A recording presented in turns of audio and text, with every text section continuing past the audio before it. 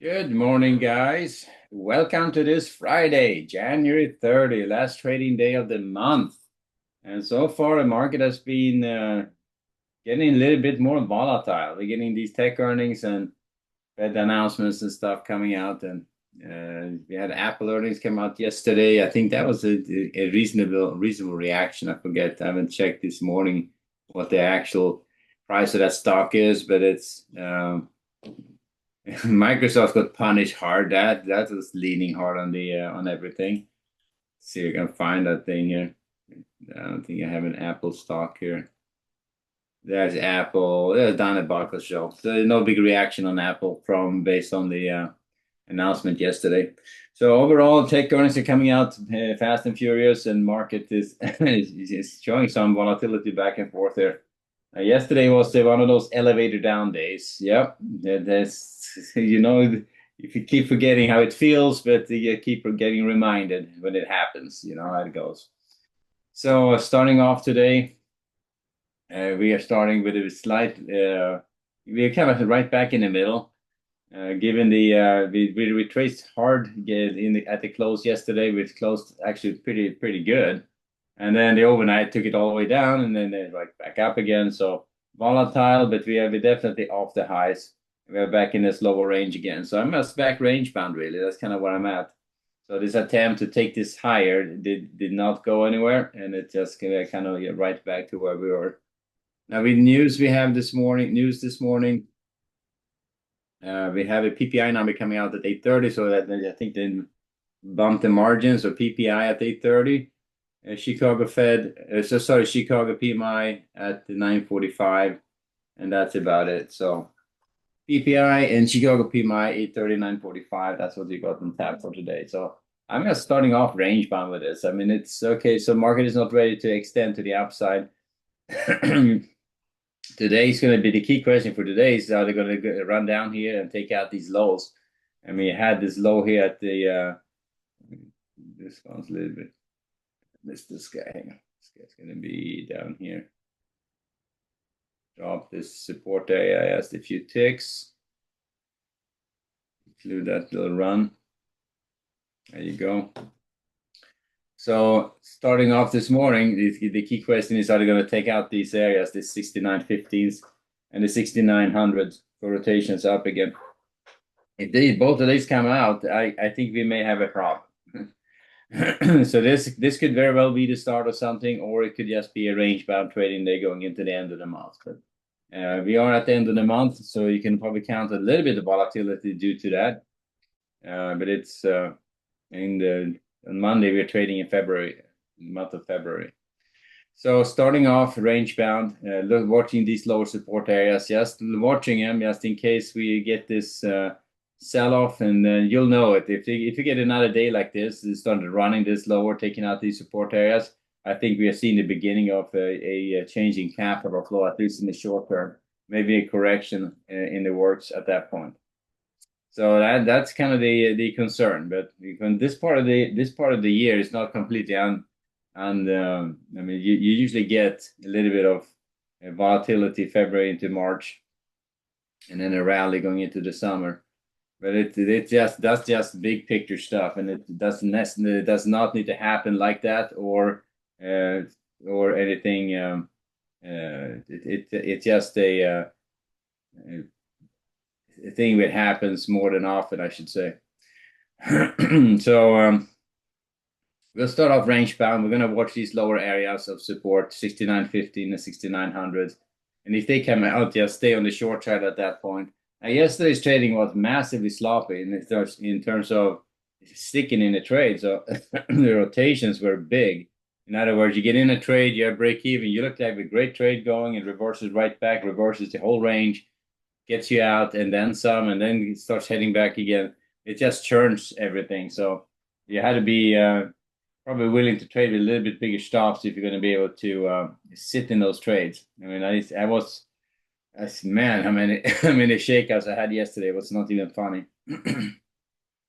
So starting off, looking to sell strength against the 69.75s, the 69.90s, and the 95s for rotations back down. We're going to buy weakness against 50s, 45s. I would probably be more inclined to look for 25s and 15s here for rotations up, maybe 6900s. But definitely these three areas should be good support areas. And if they come out, that tells you something. So at that point, we are in a little bit of trouble. So they're going to buy weakness early on at 55s and 45s down to the 25 level. The stronger ones is going to be here at the 25, 15, and 10, and sorry, 6900s. And if they come out, yeah, well, as I said, bets are off. I think we have something bigger happening at that point. If they, for some reason, get up above this area, the 69.95 into the 7,000s, I think we have a good shot at running right back up here and testing the highs. So that's how we get started. Range bound, watching that lower edge, these lower edges, and see if that's going to get challenged again. That's going to tell us something. So that's how we get started. Looking at the Nasdaq. Also, Nasdaq was rough yesterday, even worse on the rotation side of things, and you just have to be a lot less aggressive on it. Find your trade locations, and if you get in on something, sometimes you just take your profit early. When it's volatile like that, you have that little burst of activity, you get in. If it goes in your favor a certain amount, you just give up the prospect of running into a big trade. Just get out when you have your at least a worthwhile profit. Avoid that reversal, which shakes you out of the trade. And it's the reason I keep trading with my break-even stop, even if I keeps getting churned out, is not because I'm stubborn about it. It's because that more than often you also get the reversal, which again goes even further. And the third chance, they even have a very non-aggressive stop. They'll hit that thing too. So you can sit there and turn a winner into a loser instead of just having a break-even trade.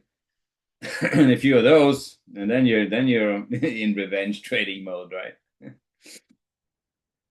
So starting off range bound on the Nasdaq, watching these two lower edges, the 650s or 645 to 650s, the 540s for rotations up. If both of them comes out, bets are off. We are heading lower. But initially, I'm looking to buy against the 830s, 790s, 740s down to that 690s. Below 690s, it's going to start worrying about the short side. Definitely below these two areas, the 650s and the 540s. Bets are off at that point. Stay on the short side. And on the way up, looking for shorts against the 900s, 25 990s, 26,030s.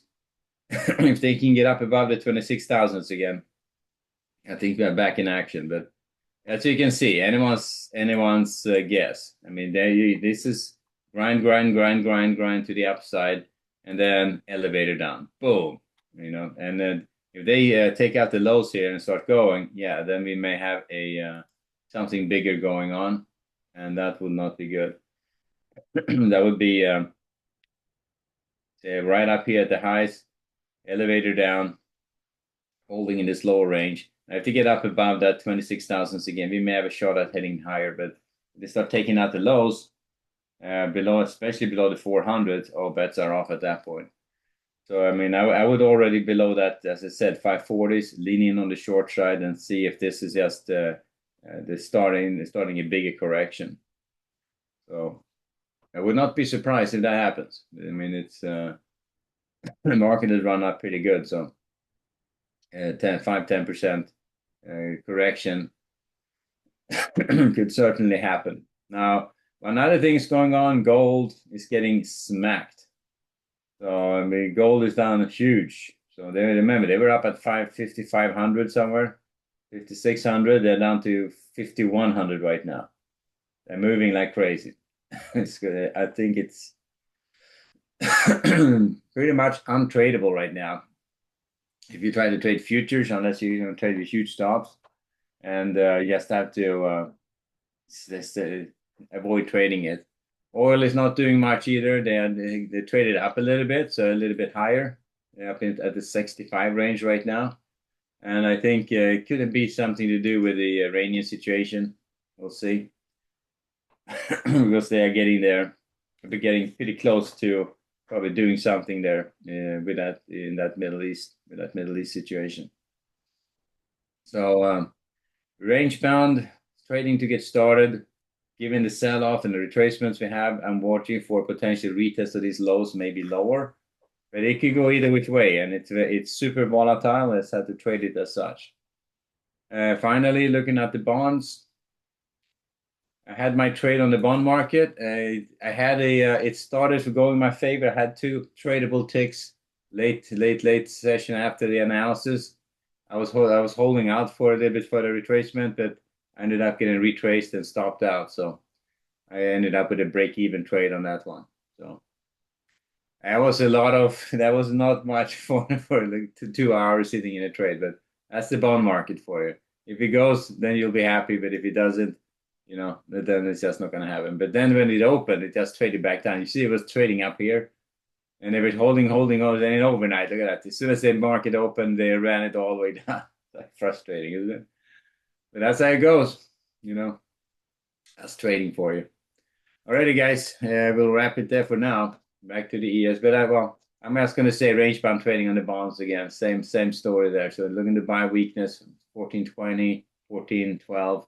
Looking to sell strength 1430s up to 1508s. Rotations back down. So pretty much range bound trading on those. Nothing much to get excited about there.